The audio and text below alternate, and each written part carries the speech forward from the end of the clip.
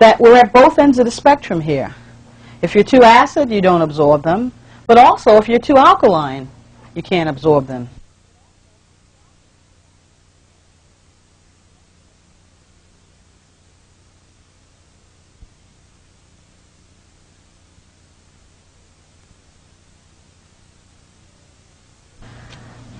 And, okay, you'll note there that at a pH of 5.8 is where we begin to absorb calcium. So that if your body does not have a pH, meaning your urine and saliva does not have a pH of at least 5.8, you can't absorb calcium. And as we go on today, we'll let you figure out the significance of being able to absorb that calcium. But if I look at manganese, which you can absorb until you have a pH of 6.0, if you look at eggs and sperm, there's no egg or sperm that will develop, whether it's in a peach or whether it's in you, if you do not have sufficient quantities of manganese in the body. Well, you can't even absorb manganese until you have a pH of at least 6.0. So we wonder about the number of infertile young women and men we have out there anxiously trying to have children and having difficulty producing viable eggs and sperm. Many of them are too acidic and cannot absorb enough manganese to even produce sperm and eggs that would be viable. Then you add to that what we said earlier in terms of the frogs. If the frog eggs and sperm are bringing up mutations and defects, what do you think is going to happen to your sperm and your eggs if you're drinking the same water? You get an idea that water isn't just a casual little thing here that you can see through when you hold up a glass. There's got to be more to it than that. Okay, now, you say to me, Doc, when I look at these minerals here, what significance is that? So I can't absorb, above the sperm and the egg situation, or I can't absorb calcium. What else does it mean? We can go on to the next slide with the tube.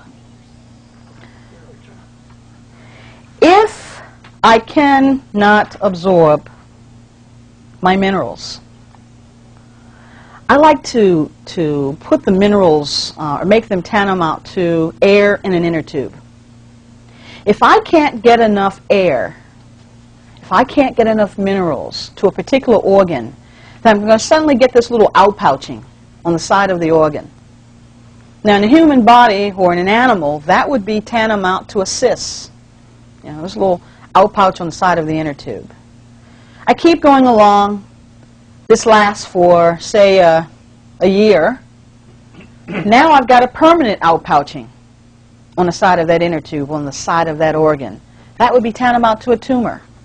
And all of that is because I can't get sufficient minerals to those organs.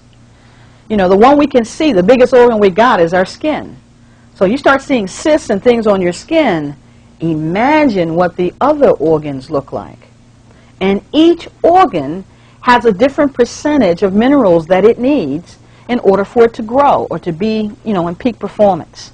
So let's say the brain says, well, I like a lot of calcium and I like a little potassium, and let's see, throw in a little magnesium. That I need to just have my brain function. And if not, I'm going to begin to develop cysts in my brain. Or my thyroid. Hey, it needs calcium, it needs potassium too.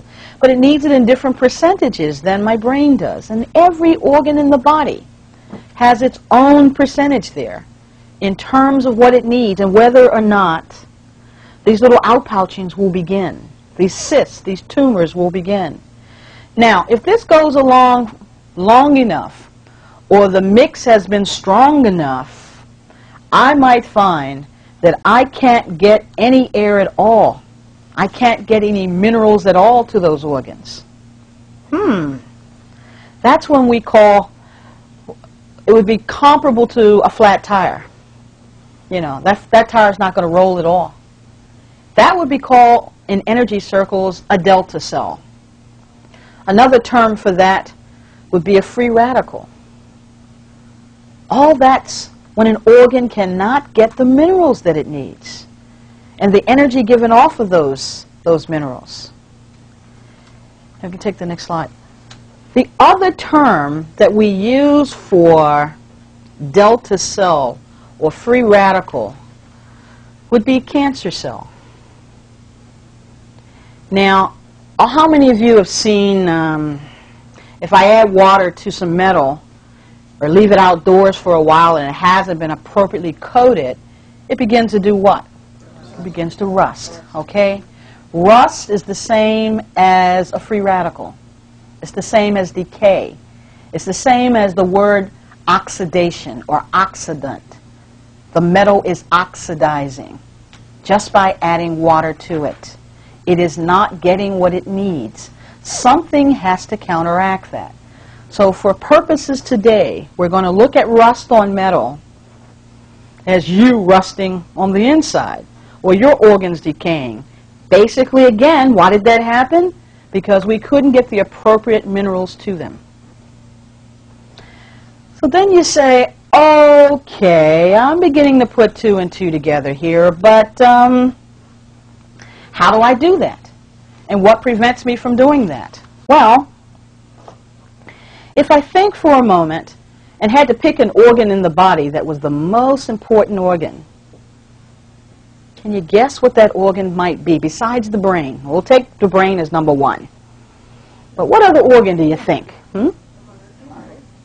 Heart's an important organ, but believe it or not, I could still have cells going, even if the heart slows down. I mean, there are other ways to keep the chemical and the cells vibrating, okay? I think I heard it over here. Give me another guess. What other organ? Liver. Skin is the biggest organ we got, so it tells you what's going on in all those other organs because we can see it, okay? The liver. The liver is your workhorse. Everything filters through the liver, okay? We tend to think, and if you could find that slide on the digestive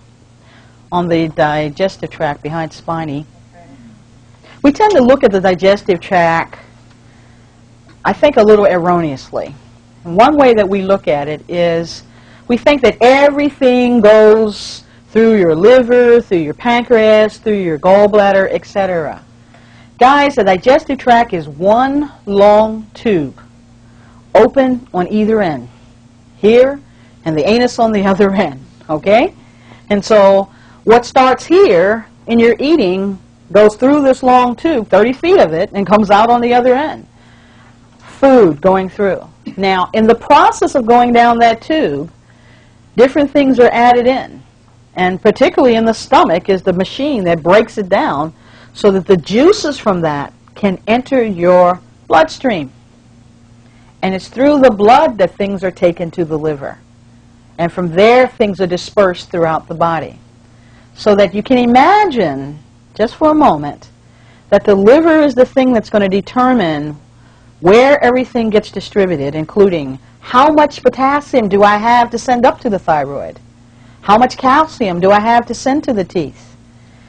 If not enough is coming to that liver, or if the liver is jammed with a lot of toxic material, then it can't do its job. So it'll be working, let's say, at 50% performance. So I can't manufacture and distribute everything that I need. I only can send 50% of it.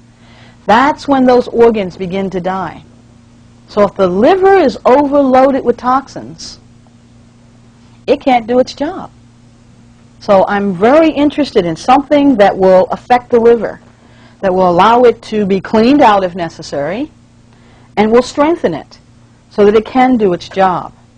Now, Dr. Kerry Reams, I mentioned earlier in reference to the pH chart and the equation of life. He was one of the few scientists in the world. He lived about the time that Einstein and Edison and all those beautiful physicists. He was also a biophysicist, where Einstein worked with E equals mc squared, Reams worked with mc squared equals E, or can I turn material into energy? And they respected each other. He tested 280,000 foodstuffs for the spin of their electron. And if you can imagine for a minute just that's the impact of that. If I have electrons all spinning in this direction, Okay? And all of a sudden I have another one going in the opposite direction. Where these things overlap, there's resistance.